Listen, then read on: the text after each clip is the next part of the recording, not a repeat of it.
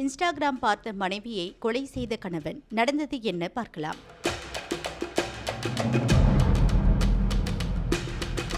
சத்தீஸ்கர் மாநிலத்தை சேர்ந்தவர் ஜெகதீஷ் குர்ரே. இவருடைய மனைவி 35 வயதான சிமாதேவி. இவர்களுக்கு 2 மகள்கள், 1 மகன் உள்ளனர். ஜெகதீஷ் குர்ரே நீலகிரி மாவட்டம் கோத்தகிரி அருகே மாமரம் பகுதியில் உள்ள தனியார் தேயிலை எஸ்டேட் குடியிருப்பில் தனது குடும்பத்தினருடன் தங்கி கடந்த 1.5 மாதமாக வேலை செய்து வருகிறார். சிமாதேவியும் அதே எஸ்டேட்டில் பணிபுரிந்து வந்தார். இதற்கிடையே சிமாதேவி கடந்த 2 நாட்களுக்கு முன்பு காணாமல் போனார். பல இடங்களில் தேடி பார்த்தும் அவர் கிடைக்கவில்லை. இதுகுறித்து ஜெகதீஷ் குர்ரே கோத்தகிரி போலீசில் புகார் அளித்தார். அதன் பேரில் போலீசார் விசாரணை நடத்தி வருகின்றனர். இந்நிலையில் நேற்று முன்தினம் குடியிருப்புக்கு அருகே காயங்களுடன் சிமாதேவி இருந்து கிடப்பதாக போலீசாருக்கு தகவல் கிடைத்தது.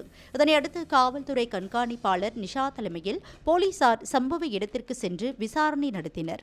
பின்னர் உடலை கைப்பற்றி பிரேத பரிசோதனைக்காக கோத்தகிரி அரசு மருத்துவமனைக்கு அனுப்பி வைத்தனர். பிரேத பரிசோதனை முடிவில் கழுத்தை துணியால் இறுக்கி சிமாதேவி கொலை செய்யப்பட்டது தெரியவந்தது. இதுகுறித்து போலீசார் வழக்கு பதிவு செய்து தீவிர விசாரணை நடத்தினர்.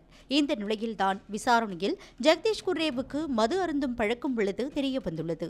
வீட்டில் சிமாதேவி எப்போதும் செல்போனில் இன்ஸ்டாகிராம் செயலியை தொடர்ந்து பார்த்து கொண்டே இருந்துள்ளார். இதனால் கணவன் மனைவி இடையே அடிக்கடி தகராறு ஏற்பட்டு வந்தது தெரியவந்தது.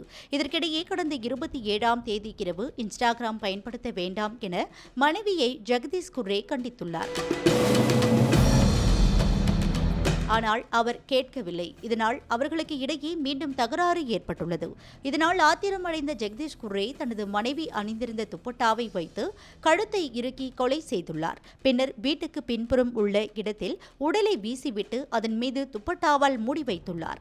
இதனைத் தொடர்ந்து எதுவும் நடக்காதது போல ஜெகதீஷ் குர்ரே வீட்டிற்கு வந்து தூங்கினார். போலீசாரின் கிடுக்குப்பிடி விசாரணையில் மனைவியை கொலை செய்ததை ஒப்புக்கொண்டார். இது தொடர்பாக ஜெகதீஷ் குர்ரேவை போலீசார் கைது செய்தனர். இந்த சம்பவம் அந்த பகுதியில் பெரும் பரபரப்பை ஏற்படுத்தியுள்ளது.